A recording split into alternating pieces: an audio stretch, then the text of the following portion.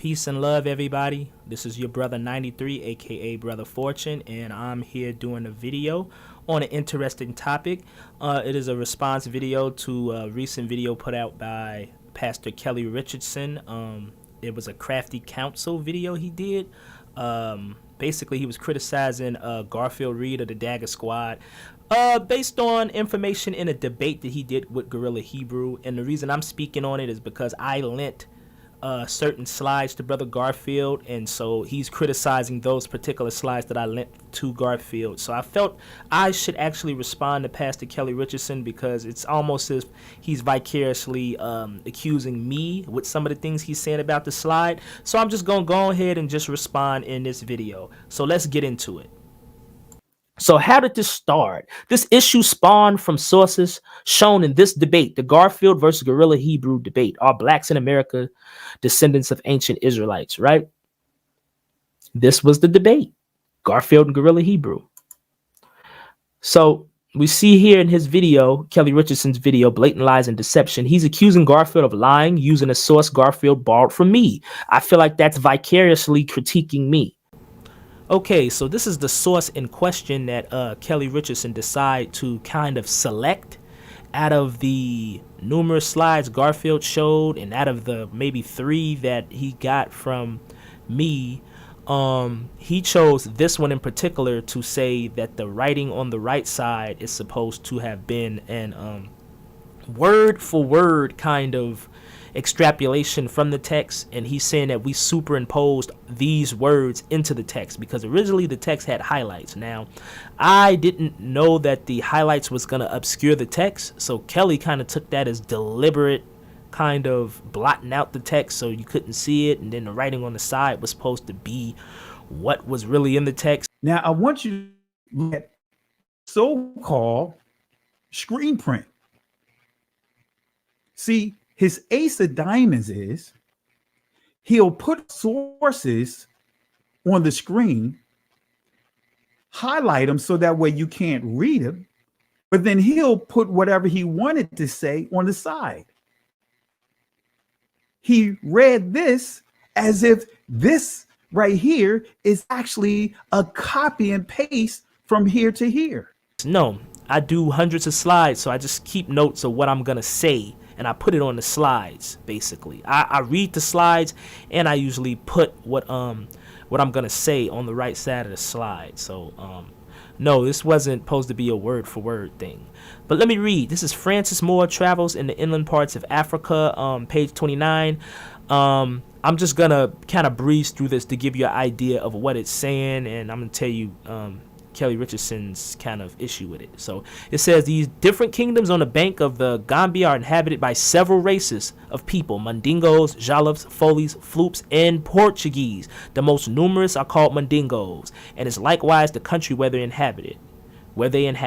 They are generally of a black color and well set. When this country was conquered by the Portuguese about 1420, some of that nation settled in it, who have cohabited with the Mundingos, till they are now very, very near as black as they are, but as still retain a sort of bastard Portuguese language called Creole. I'm gonna go down. They reckon themselves still as well as if they were actually white. Again, they reckon themselves still as well as if they were actually white, and nothing angers them more to be called Negroes, that being the term they only use for slaves, and they're not understanding the true meaning of the word is the reason of them being so very much affronted. So over here I said the Lançado descendants, the Luso-Africans, they become as dark as native Africans, reckon themselves still as if they were white Portuguese. They hate to be called black and want the status of their white progenitors. No, of course this is not explicitly in the text, and I'm not trying to impose that. That is what this text is saying. It does not explicitly say Lançado descendants, but these people definitely are Luso-Africans. Luso-Africans are known to be the descendants of Lançados, oftentimes. And this text does talk about them becoming as dark as the natives, and they reckon themselves as if they were still white, and they are angered to be called Negroes. So we're going to go through Kelly Richardson's interpretation further down, but I just wanted to familiarize you guys with the text in question that they have an issue with. Now, make note that this is one of maybe 3. This included, you have Oladi Equiano and also the Sierra Lemire text. Those other 2 won't be addressed, but this one in particular will be selected for scrutiny. Thank you. This is his video, Pastor Kelly's video, where he shows Garfield reading the second source on the screen at the 33:10 mark. Now, I said the second source because there was a source right before this source was presented, and it wasn't on the screen that long, maybe less than 20 seconds, but Garfield did read it, but Kelly Richardson didn't address that one.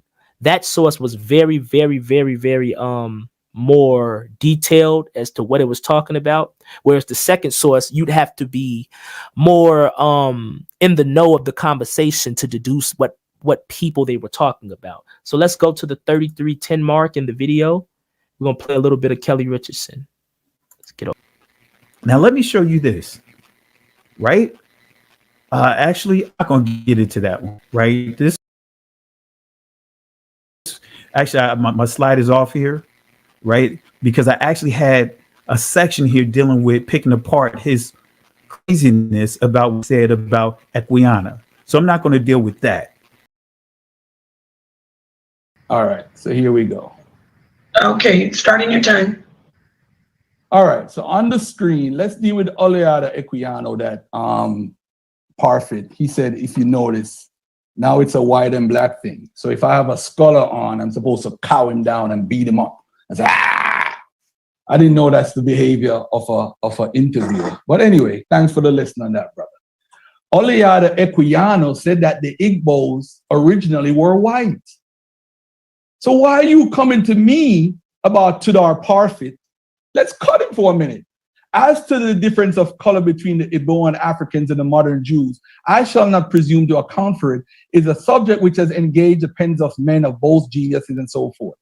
So basically, Oleada puts his confidence in Reverend Clarkson's explanation of the difference in color between the Igbo and the Jews. Climate change, white, Spaniards, dark, the same may have happened to produce the Igbo. So you want to put all your debating that West Africans were black. I mean, the Jews were black, but the guy who's your chief witness, understand, is saying that the Igbos were white. What? Do you believe the Igbos are white originally, bro? Because that's what Equiano stood on. And Equiano actually said twice that he was born in South Carolina. There's still controversy about him even coming from West Africa in the first place, which is another story for another time. All right. But Equiano, that's what he stood on, bro. Okay. All right. Now, okay, let's read the actual slide. Here's a clearer version of that slide here. Same thing, same text on the side. This one is highlighted. So you see on the left here, another summary put on the side. Obviously not meant to be a verbatim word for word translation here. I mean, you can somewhat make out the highlights here. It's not here to blot anything out so you don't see anything. This is obviously not word for word what we see right here. And we see when Garfield read the source, he read the source first and then came over here. Dr. Richardson, who didn't deal with this source, he didn't make the claim about this source, even though this source and the following source, which is Lemire, who also had text summary on the screen, he didn't attack those two sources. He didn't say that he didn't attack those two sources. He didn't say that both of those sources previously also did the same thing that he's charging the last source with. Probably because that assertion is unfounded, and maybe he was selective to find a source that was easy to deal with, or maybe later he plans on doing the same thing, but the charge is not consistent. So Kelly Richardson, he asked, is this a accurate word for word quote from the source? Of course not. Of course not. Of course not. Of course. Who stated or said that the summary or the explanation on the side was meant to be a word for word quote from any of the sources? Is that your assumption? Is that what you usually do? Is that what you made out? We didn't mean to quote the source directly word for word and blot out the actual source. Nobody's being intentionally deceptive like that. Not at all, Mr. Richardson. Maybe you haven't done an over 200 slide presentation because you would probably will need to remember everything that you want to hit on the source. And that's why we wrote it on the slides.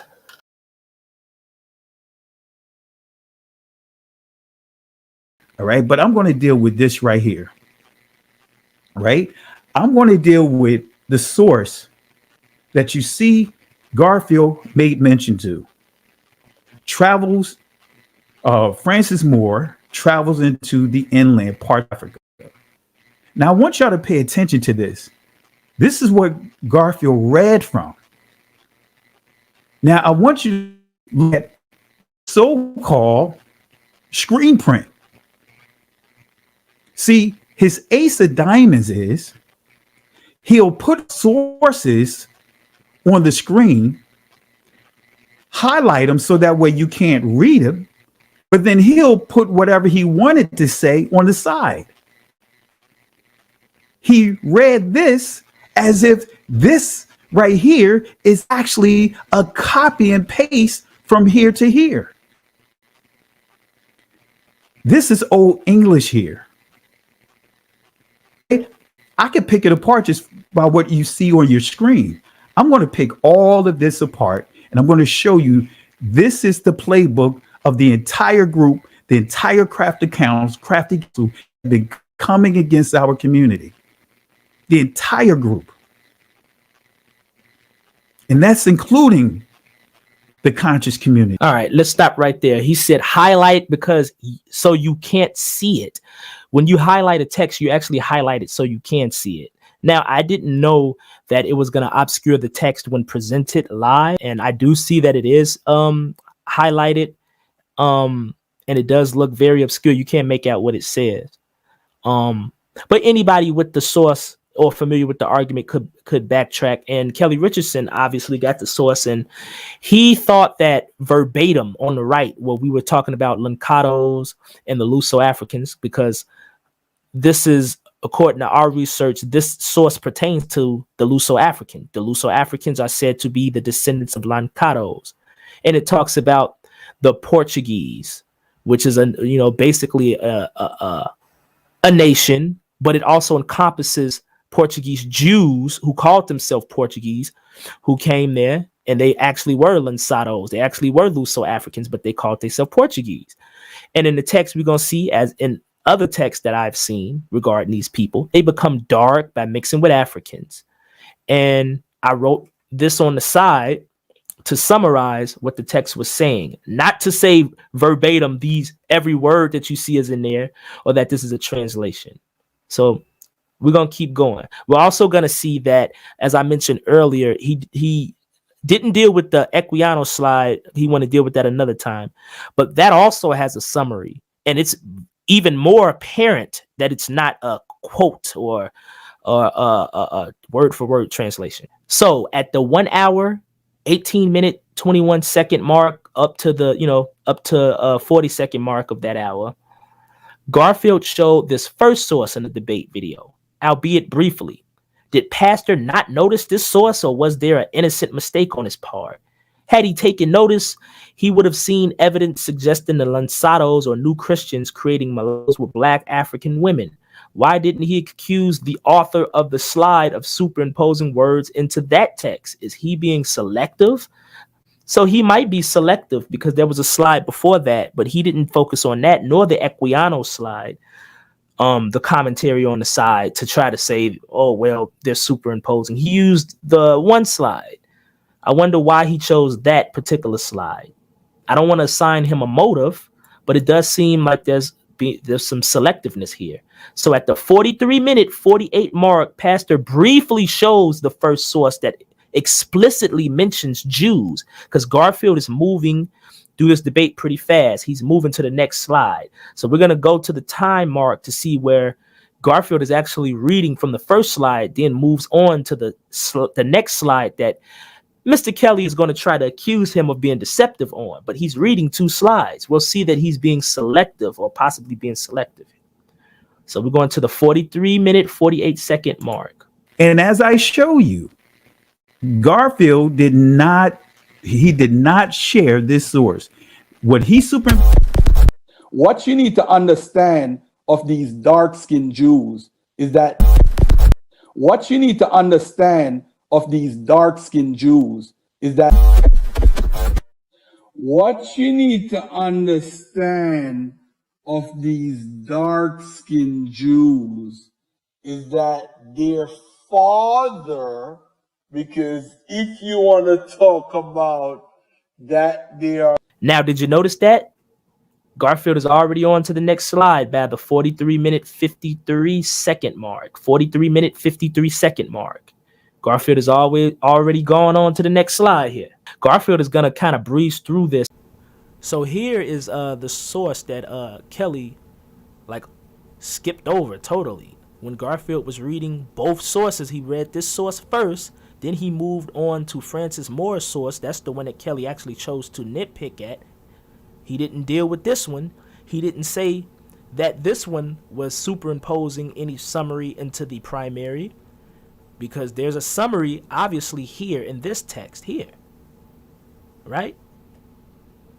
But he didn't stop here to do that, because it seems that he's being very, very selective. The source that you're looking at right now that he didn't deal with is The Voyage of Sierra Lemaire to the Canary Islands, Cape Verde, Senegal, and Gambia by Jacques Joseph Lemaire, 1696, and the English version, I believe, came out in 1745. So let's read. So from the top. Besides these 3 nations, there is another, who are a sort of Portuguese, a nation who named themselves so because they were formerly subject to them and are descended from those who first inhabited this coast after the discovery of it. From the negresses whom they married were born the mulattoes, from whom are descended a more swarthy race. They may also be fugitives too of Cape Verde or Quecho, another colony of this nation, on one of the branches of the river Gambia, distant thence 3 days' journey. As they have followed the religion of their old masters, they are partly Jews and partly Catholics. So what we see from this source, other than the other 3 nations who I didn't show because I'm pressed for time, the other nations, there is a sort of Portuguese, a nation who name themselves so. They don't explicitly call themselves Luso-Africans or Lancados.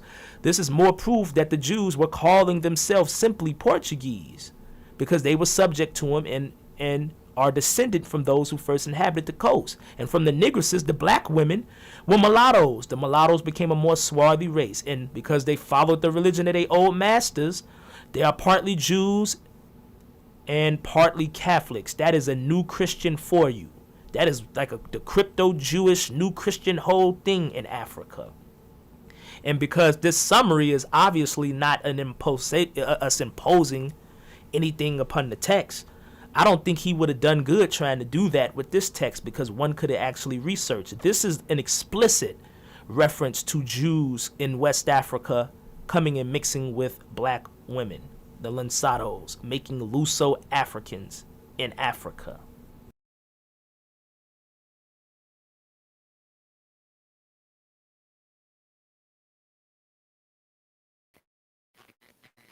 Right? So let's pull up the source. This is what Garfield actually superimposed. The playbook superimposed, right? To guide the eyes, so to speak, the ace of diamonds. The Lancado descendants, Luso Africans, become a dark and native Africans, reckon themselves still as if they were white Portuguese. They hate to be called black and want the status of their white progenitors. So Garfield right here, and he read it word for word, saying that this over here, this particular section of the book, is about Lancado descendants. And he's saying that they want to stay white. They hate to be called black. And they want their status to be that of their white progenitor. Now we're going to read it because it's Old English. I'm going to point out the actual people, the actual tribes that we're dealing with in this text, that he highlighted, that he lied blatantly. Right? The Mundingos is what we're dealing with right here. Mundingos is the primary group that we're dealing with, but there's other groups within here. But I'm going to show you. Don't want to get ahead. So Francis Moore travels into the inward part. Africa is primarily referring to the Mundingos. You guys know who the Mundingos are, right? But I'm not going to get into all of that. Did the actual source say the Mundingos called black? Called black. They didn't like the term black and wanted their status to be that of their supposed progenitors.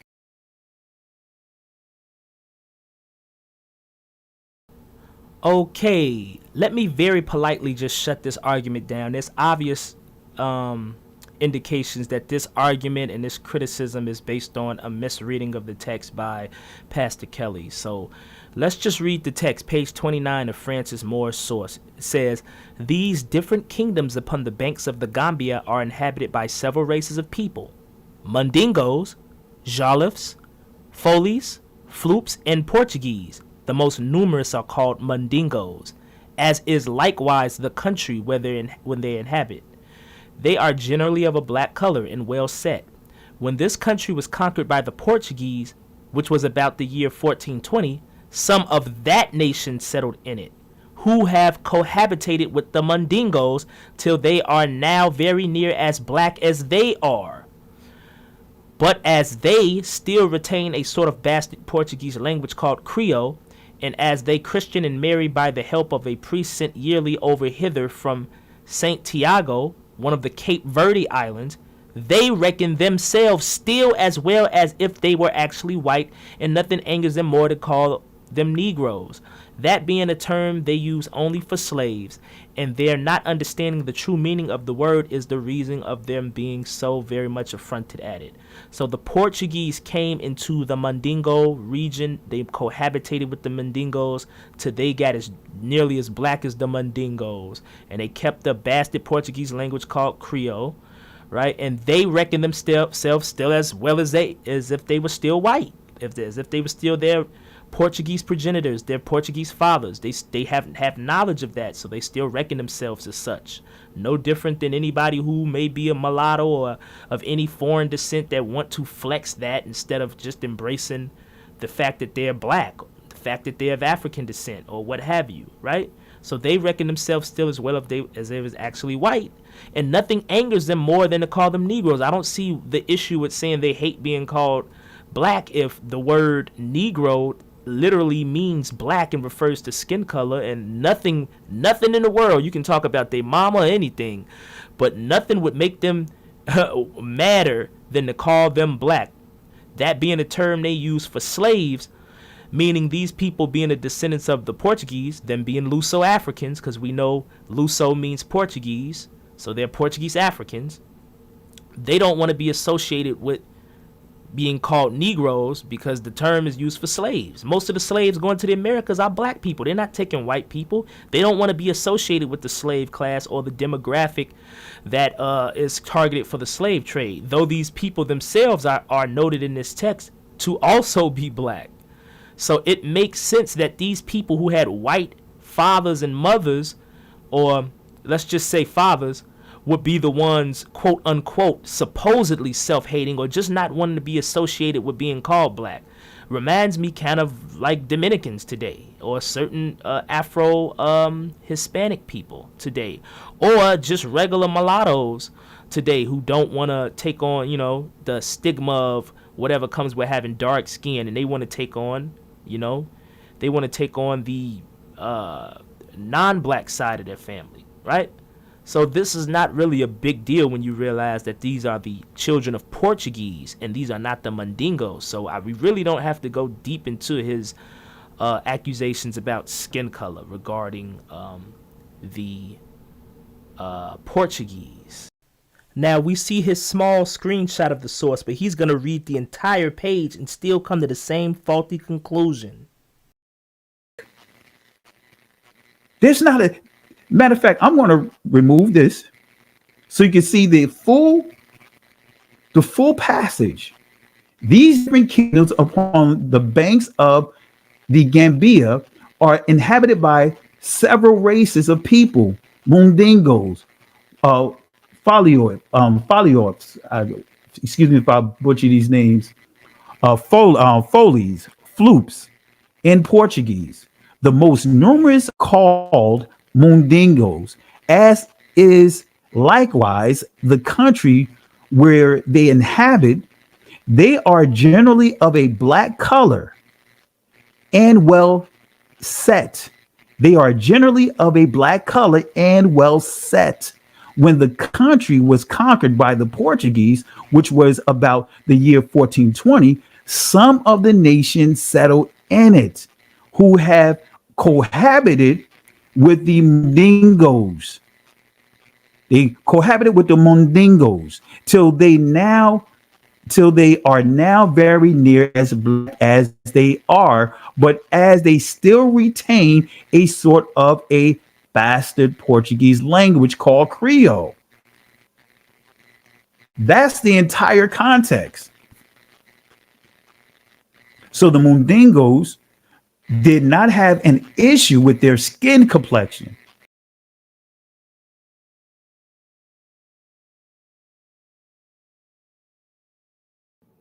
Now, just to give y'all a little backup on the conclusion that the text is not at all talking about the Mundingos being the one loathing being called black or Negro, and that Mr. Richardson simply came to the wrong conclusion reading the text. This source here, a treatise upon the authenticity of the scriptures and the truth of the Christian religion, 1791. And this is by Jacob Bryant, right? Jacob Bryant.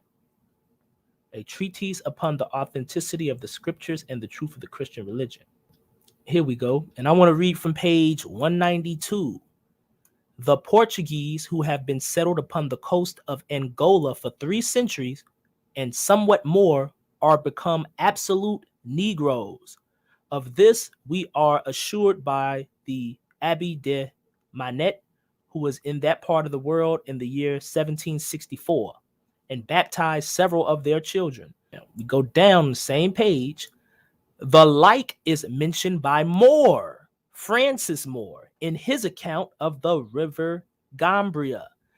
He takes notice of some of the same nation who have resided for above 3 centuries near the Mundingos. Let's go up. What's the nation they talking about? The Portuguese, who have been settled upon the coast of Angola for 3 centuries and somewhat more, are become absolute Negroes. The like is mentioned by Moore in his account of the river Gambia. He takes notice of some of the same nation who have been resided for above 3 centuries near the Mundingos and differ so little from them, the Mundingos, as to be called Negroes. This, however, they resent, though they are not easily to be distinguished. So again, here's a source from the 1790s. This is closer to Francis Moore's source. And here they are. They're talking about the Portuguese up here, just like they was in Angola. If you read this book, they're talking the same about the Portuguese here, mentioned by Moore, the river Gambia. They resided for above 3 centuries near the Mundingos, not that they are the Mundingos, and they differ so little from them because they mixed with them and became darker. Because they mixed with them and became darker as to be called Negroes.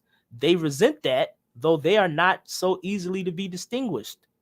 So they know that their progenitors were Portuguese, non-blacks. So they don't want to be called black, even though they don't fully understand that they themselves have become black. They don't want to be associated with the race of people who are going into slavery. They want the status of the progenitors who were free or quote unquote white people. There's nothing disingenuous or deceptive in this approach here. This is backed up by a source from the 18th century, the 1790s. So my summary was about Luso-Africans. So how did I conclude this source pertained to Luso-Africans and that they came from Lanzaros? Well, this is how. How did I come to this conclusion to interpret the text this way? It is found in the scholarship of Peter Mark and his book, Portuguese Style and Luso-African Identity.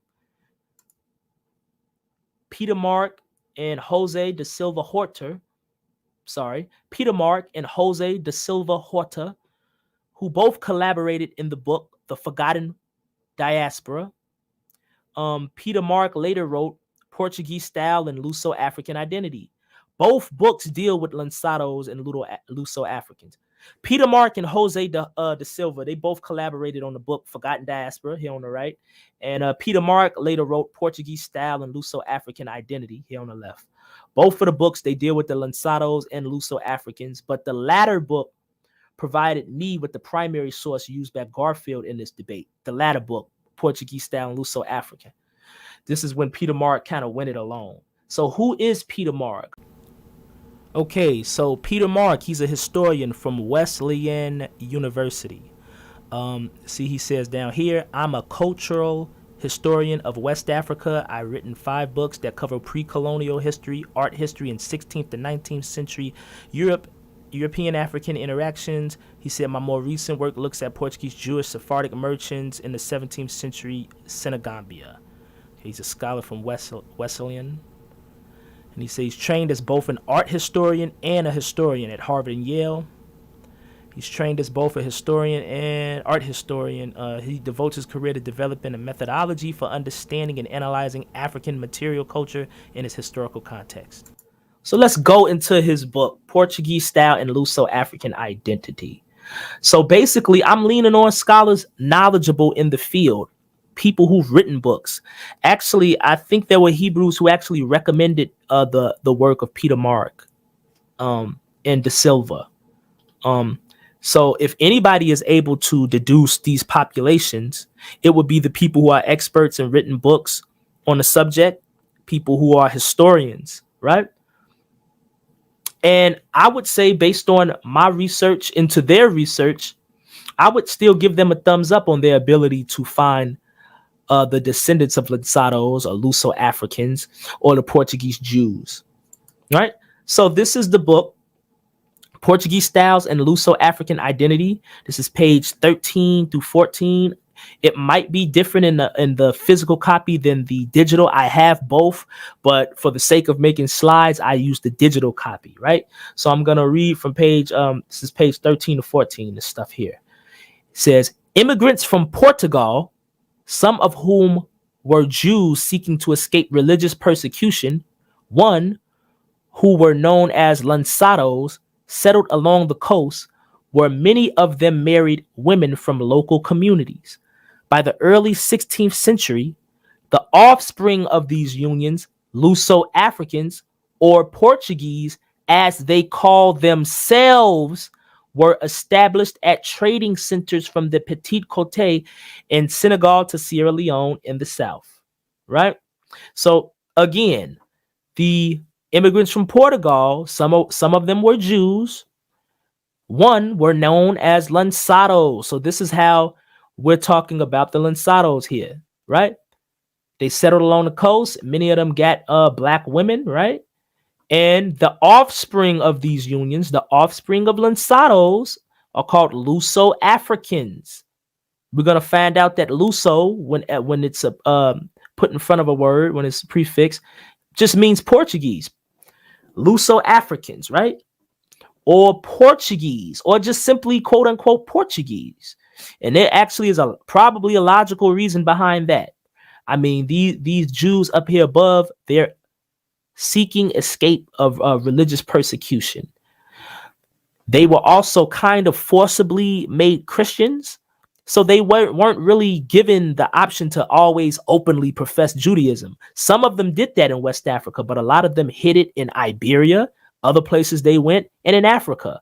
There were inquisitions set up. And I don't know if the Inquisition fully, came to West Africa, but the fact that the Portuguese were always coming back into West Africa and they could report on their activities, it makes sense that they would pretend to just be regular Portuguese or just call themselves Portuguese, right? Let's move on. So this is page 12 and page 17 of the same book, Portuguese Style and Luso-African Identity by Peter Mark. We're going to see up here at the top, among the groups inhabiting this region were several thousand Luso-Africans or Portuguese, as they were widely known. So the Luso-Africans don't have to be explicitly mentioned as Luso-Africans in the text. When you see Portuguese, although there are Portuguese who are not Jews, when you're looking through historical sources, Portuguese could indicate Jews or Luso-Africans. And we're going to see that they did a lot of the same things as far as mixing in with native black women, black people on the coast. We go further down. A central aim, and this is page 17, a central aim of this book is to provide a detailed view of one specific group in the southern Senegambia Kachu region, the Luso-Africans, or as they are referred to in contemporary documents, the Portuguese. So the Luso-Africans, who we seen earlier, are the offspring of Lançados, are mentioned in those contemporary documents as the Portuguese. And we're going to see in the source that Dr. Kelly is focusing on, that's what you see. You don't see Jew, you don't see Lacado, you don't see Luso-African, you see Portuguese. Not every source is going to be explicit. People call themselves different things. Words mean different things at different times. They can have multiple meanings. They can have broad usages. They can have narrow usages. Sometimes you have to really, really be able to dig in and find out, right? So 13 to 14, same book, Portuguese Styles and Luso-Africans by Peter Mark. I'm going to go right here, right? Here. The offspring of these Lançados and African women were called Filhos de Terra, sons of the land. Now see here, the Lançados and African women have a different name here, other than Luso-African. It's sons of the land, Filhos de Terra. They're born in Africa and were generally considered Portuguese. So again, the Luso-Africans are not only descendants of Lançados, they also can be called Filhos de Terra, and many times they could be generally called Portuguese. And this is based on the scholarship and expertise of a West African historian, Peter Mark. And when I sourced other sources that are also found in this book, we're going to see that he's dead on talking about Luso-Africans. So here we are on page 43. This is where to be clear, in this book, the primaries that Kelly Richardson is critiquing Garfield on, and that Garfield borrowed from me, it was gotten through this book. We didn't get the source first and then look for a secondary source to try to back us up to clean it up. We found all this through Peter Mark's work, through the Luso-Africans that he's talking about in this book. And we sourced the primaries and we got to them. And this is how we came to this conclusion. We came to the conclusion he came to. So your critique of us is a critique of basically an expert. So I'm going to read here, page 43. 18th century European descriptions of Luso-Africans betray a progressively more negative judgment, frequently tinged with irony or sarcasm. The English factor in the Gambia, Francis Moore, whose extensive contact with Luso-Africans during his 1732 stay seems not to have engendered much respect for them, described the quote-unquote Portuguese as speaking a sort of bastard Portuguese language. Footnote 85. Footnote 85 is going to lead us here. I'm going to see if I could blow it up. Francis Moore's travels into the inland parts of Africa, right? He has page 29 here. So it could be 29 to 30. As you see, I got a note here. I'm not imposing this note right here into this text. It's just simply to let me know what's going on here. So we have the source, the same book. We're in the footnote section, and we are on footnote 85 for more. Okay.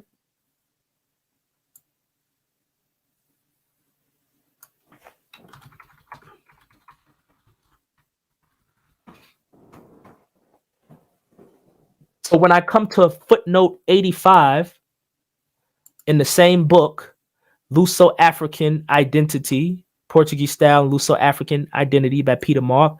This is the footnote section of that book, and we see the 85th footnote is Francis Moore, Travels in the Inland Parts of Africa. Same source that Kelly Richardson is talking about. This is how I actually found it.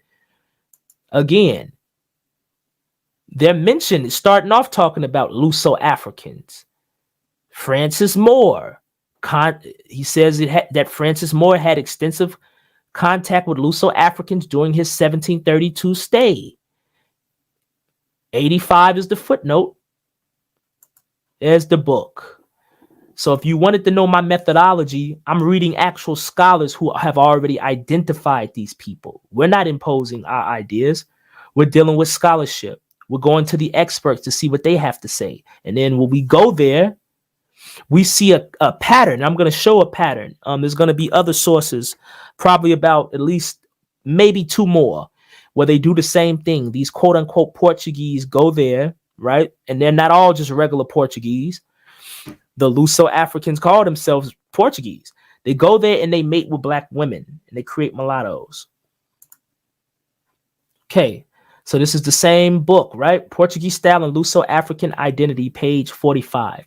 A sense of the Luso-Africans' early use of color terminology can also be inferred from Jobson's observation that they objected, be they never so black, to being called Negroes. Footnote 93. Okay, to the Portuguese, many of whom were professional slave traders, Negro meant slave. And we're going to see that Kelly Richardson has an objection to these Jews in West Africa being slave traders. I might be able to provide you a source, and it's going to be from Peter Mark, or I might be able to splice in where somebody else I know has shown that, right? So let's finish reading. As social status remained relatively fluid in southern Senegambia in the 17th century, the distinction between free and slave did not imply the adoption of a rigid system of identity categories by the quote-unquote Portuguese, right? A century after Jobson, and we're going to show Jobson's source because it should be similar to Francis Moore. Francis Moore's 1732 observation confirms the association of social status with the terms white and black. Okay. And in 1818, at the Luso-African trading community of Geba in present-day Guinea-Bissau, Gaspard Molin observed blacks and mulattoes who are nevertheless called white because all who are free claim this title. So yes, we're going to find out that there were descendants of those people who had become darker, and they wanted the status of being basically quote-unquote white because their ancestors were white, right? Not only that, being white, as it said, black and mulattoes who are nevertheless called white because all who are free claim this title. The blacks are going into slavery. The whites are the slave traders. And if you are a descendant and you are currently black because you're a descendant of black and white people, you're probably going to go with the people who don't usually go into slavery. You're probably going to identify with the white, right? Okay. From the late 16th to the 19th century, one perceives a consistent system of ascribed meaning whereby white implies both social status, slave trader, free man, and references to culture and blood ties to Portugal. So it's not only figuratively where it's a social status, it is cultural and blood ties to Portugal, right? That should be clear. This is another book by Peter Mark. I'm getting out of the first book. This is another book, the one he did with this Horta, right? Page 64 of The Forgotten Diaspora by Peter Mark and Jose de Silva Horta. We're going to see the terminology is complicated. In 17th century Northern Europe, to be quote unquote Portuguese or to belong to the Portuguese nation was to be Jewish or New Christian. So we do see a correlation with the Jews, the New Christians, or the Lançado, Luso-Africans would just calling themselves Portuguese. And this is through the expertise and research of Peter Mark and Jose de Silva Horte. Now we're going to deal with criticism on my source. So here's a comment on the YouTube video of Bareen's channel, where I believe this is a brother, IDST, and he has some criticism for me. It's eerily familiar of another particular Hebrew. I don't know it. I can't put my finger on it if this is that brother. I don't want to say it is, but he has the exact same everything that this other brother does. But let me tell you what he says here. He said, I want to start off by saying I am an Israelite, and I think Pastor Kelly was wrong and misinterpreted Garfield's info. But at the same time, the book Garfield in 93 shared did not say anything about Lançados or Luso-Africans. They added that in. Well, I showed here that actually I was leaning on the expertise of a scholar, Peter Mark, and he deduced that Sierra Lemire source in his book that explicitly said Jews, who are the Lançados, were Lançados, and he also indicated that Francis Moore's source were referring to Lançados. So I leaned on the expertise of a scholar and historian. I did not add that in. Your criticism towards me is actually criticism towards a scholar had you read his book. Let me finish. They act like all white Portuguese people were Jews. No, I actually don't.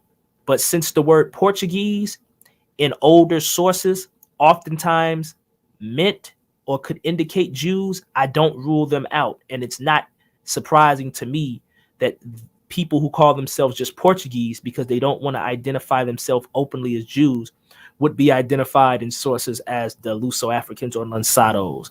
So the word Portuguese in older sources, when you find them in Africa, it does encompass the Jews. So you can't just automatically rule them out and just say they're all just white Portuguese. We have to be nuanced in our research. So although this is somewhat warranted because it does just say Portuguese, this person seems to be ignorant of the fact that the Jews simply called themselves Portuguese in other places. So he said it just says white Portuguese men mixed in with black Africans, and that's it. The Lançados were Jews, and not all Portuguese people were Jews. Let me help this brother out. Not all Lançados were Jews. Most of them were. Lançado just means thrown out ones. They kicked out convicts too. And some of them convicts likely came over there, but most of them were Jews. He said you can't just take any mention of Portuguese and pretend it's talking about Lançado or Jews. Not all Portuguese were Lançados. Well, again, I leaned on a scholar who's an expert in the field, and yeah, he associated that text with the Lançados. So again, for the criticism of the brother IDST, this is where I found the primary source through the secondary, not the other way around. I didn't find the primary first and then try to support it by just looking for any book. I found it through Peter Mark, and he already identified this source as pertaining to Luso-Africans. 18th century European descriptions of Luso-Africans betray a progressively more negative judgment, frequently tinged with irony or sarcasm. The English factor in the Gambia, Francis Moore, whose extensive contact with Luso-Africans during his 1732 stay seems not to have engendered much respect for them, described the quote-unquote Portuguese as speaking a sort of bastard Portuguese language. Footnote 85. And we see in the same book, footnote 85, Francis Moore travels in the inland part of Africa. It's the same population we're going to see another good Hebrew brother find. It's going to be an earlier source that he finds that deals with the same population, maybe 100 years earlier. He's going to find the same people, and it's going to be actually a better clue using that book, but it's the same thing. The quote-unquote people call themselves Portuguese, and they come in and they mix with the black women. They become darker and darker over time. So, He said, and to use a book that was made after the primary source to support opinions is not good scholarship. If the Portuguese in the primary book were really Jews or Lançados, then it would have said so. This person, again, is demonstrating an ignorance on how Jews in West Africa moved and went about. They didn't openly always call themselves Jews. There are some cases of Jews openly boasting about being Jews and practicing, but a lot of them were crypto Jews, or they were basically hiding it. You know, you could still get in trouble. You still could have people that might want to hurt you or harm you or kill you if you're openly a Jew. And as I showed earlier with Peter Mark, to be a Jew was just to simply call yourself Portuguese in a lot of places. So yeah. And I did not run to a newer book to support the primary. I actually found the primary through the secondary source, through Peter Marks. All of my primaries actually was found through him. And we're going to see another Hebrew brother who brings out a source from a secondary source. He's going to accurately be able to find out that these people are Lançados or of the like kind of people, right? So I want to bring y'all attention to this video. There's people, criticizing me using a source that doesn't explicitly say any of the words Luso-African, Lançado. This video is from last August on Berean TV, August 12th to be exact. And we have a good young brother, a Hebrew brother who I've spoken with before. And basically, he's going to do pretty much the same thing. He's going to present a secondary source that quotes a primary source. But the secondary source is going to be identifying the primary by terms that they didn't really use in the primary. And we're going to see that basically there's no real big deal here, you know. So let me play the video. All right. So I'm in complete agreement with what Second Exodus is saying. What Kevin G is doing is he's using modern sources to try and explain things that happened a long time ago. Our whole point is that an identity was stolen. So if you want to debunk that claim being made by us, you can't use modern sources to explain a painting that was made centuries ago. You can't use modern sources to try and explain things that happened hundreds of years ago. And Wikipedia, modern people, they take advantage of that, and they put in sources put out by modern scholars, and they're all a part of the cover-up. There's a guy named Richard Jobson. The source I'm about to read from, this book is Africa and the Discovery of America by Leo Weiner. It was published in 1920. You can't use modern sources to try and explain things that happened hundreds of years ago. Jobson, the source I'm about to read from, this book is Africa and the Discovery of America by Leo Weiner. It was published in 1920. But let me see. Right here, you see he's going to quote a guy named Jobson. Richard Jobson was an English explorer of West Africa. He is only known from his writings on his 1620 to 1621 voyage to the Gambia River. Now, this guy, the Lançados, he's about to talk about the Lançados in the source I'm going to read. The Lançados, which means literally the thrown out ones or the cast out ones, were settlers and adventurers of Portuguese origin. Keep that in mind. They were from Portugal and other areas, and they went to Senegambia, Cabo Verde, Guinea, Sierra Leone, and other areas on the coast of West Africa. Many were Jews. Keep that in mind too. And they were from Portugal. And it says they were often new Christians, like how the brother Second Exodus was saying, and they converted to Christianity to escape persecution from the Portuguese Inquisition. So we see Richard Jobson, he made a voyage to interact with these people in 1620, and the source I'm about to read is quoting what Jobson says about these people, and he's about to explain what they look like, and he's going to explain where they came from. Now, the Lançados, as I just read, they were Jews. Some of them, it said many were Jews, and some were converts to Christianity. So let's read and see what he says. This is page 110 in this book, Africa and the Discovery of America by Leo Weiner. Jobson describes these Lançados under the name of Portugales. This means Portugal. Portugales simply means Portugal. They weren't called the Lançados back then. They were called this. This means Portugal. Portugales simply means Portugal. They weren't called the Lançados back then. This means Portugal. Portugales simply means Portugal. They weren't called the Lançados back then. They were called this. Let's see what he says. I must break of a while from them and acquaint you first of another sort of people we find dwelling, or rather lurking, amongst these Mandingos. So he's saying the Lançados, they dwell and live amongst the Mandingos. Only one leads some certain way up the river. And these are, as they call themselves, Portugales. You just said right here, Jobson describes these Lancados under the name of Portugales. So he's talking about the Lancados when he says Portugales. And some few of them seem the same. Others of them are mulattoes between black and white. Notice he doesn't say any of them are white. He's saying some of them look between black and white in reference to their skin complexion, but the most part as black as the natural inhabitants. Now it's going to tell you where they came from.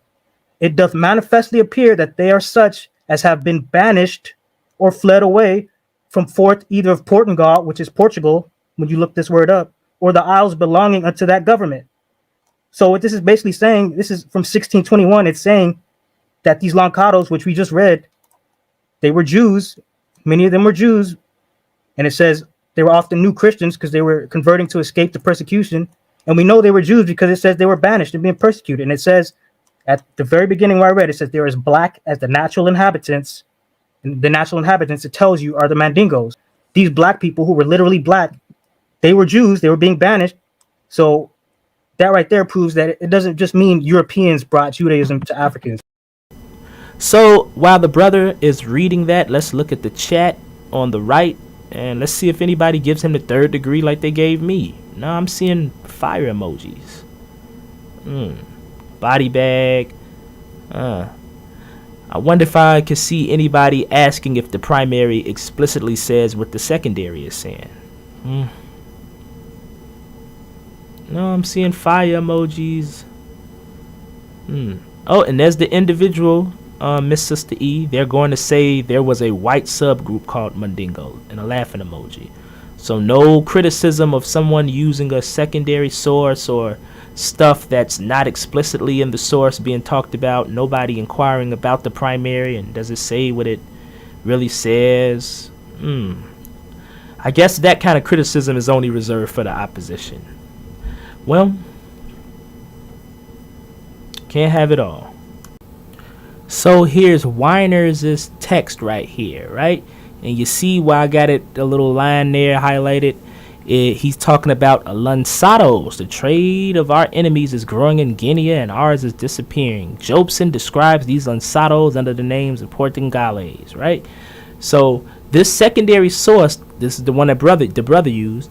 The secondary source by Weiner refers to lanzados, yet quotes Jobson's source, which doesn't explicitly mention the word lanzados at all. Did Weiner or the young brother impose the word into the text? And if you ask me, I'm going to say definitely not. Definitely not. Weiner, just like Peter Mark, was able to find out who these people were. So when we go into Jobson's primary source, we don't see the words lanzado or Jew or anything. Just like my secondary source, Peter Mark, his secondary source, Weiner, actually, was calling them by names, that they know at the time, now, like recently. But the words are not there. You don't see Jew or anything. The word lanzado or Jew does not appear here in the primary source. Can I now charge Weiner or the brother with adding or superimposing words into the text? No, the Hebrew brother is correct. Weiner, like Peter Mark, accurately deduced who these people were. And as the brother caught, these people were banished. If you look into the text, these were banished people. The people who got banished to Africa and outside of Portugal were the Jews.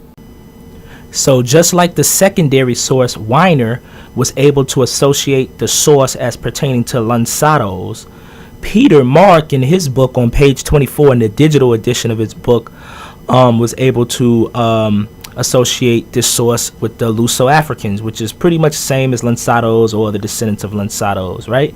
So it says a distinction between European and Luso-African parameters of identity is already evident in some early 17th century sources. In 1620, in the Gambia, English traveler Richard Jobson observed another people, as they call themselves Portugales, and then it quotes the rest of the text. And footnote is 81 in this book.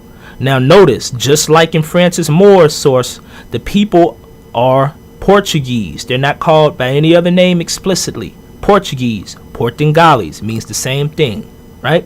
So footnote 81 in this book tells you the source of the primary. So to address the criticism from this brother IDST, whom for some reason I feel like I've met before. I don't know, maybe under a different name. We see that the methodology of secondary sources basically was employed by a Hebrew brother. Nobody had a problem with that, especially the person or the individual who on Bareen's show levied the same allegations against me. That person was in the chat cheering on. You know, what's very interesting is in my secondary source, Peter Mark, not only did I find Francis Moore, the source that I used, but also Jobson and Sierra Lemire, and all of them check out to be about the Lanzados or Luso-Africans. As a matter of fact, it does appear that Francis Moore, over 100 years later, came to the same region and seen the same people doing the same thing, or even the remnants of what Jobson seen over 100 years before. So, that's something to think about. Very interesting. And when we go to the footnote section of the book, we see the primary sources for Lemire. That was the source that was left out early or overlooked by Kelly. That is footnote number 83. And we see the primary source footnote for Richard Jobson is 81, the Golden Trade. So let's look at a side-by-side comparison of both texts. We have Francis Moore on the left from the 18th century, around the 1730s. And we have Jobson on the right from the 1620s. Now, they're both in the same region, the Gambia region, at two different time periods. Moore is coming in 100 years later after Jobson, and they both are coming, like I said, into the Gambia region, where they describe the people simply Portuguese or Portugales, no explicit mention of Jews, Lanzados, Luso-Africans, etc. And they are cohabitating or even marrying or being with the Mundingo people. They're darker over time, right? And in Jobson's case, the implications are a little bit more clearer if you take notice of the usage of the word banished, these people being banished from Portugal. It gives a more direct nod than Francis Moore. But keep in mind that Francis Moore is coming into the same region over 100 years later. This could imply that Francis Moore is actually seeing the remnants or the same people that Jobson is describing, just in less detail. So actually, these texts are very similar. One just comes into the same region later and perhaps sees the same thing that the former described. So let's just summarize what we talked about here regarding the comparison of both texts.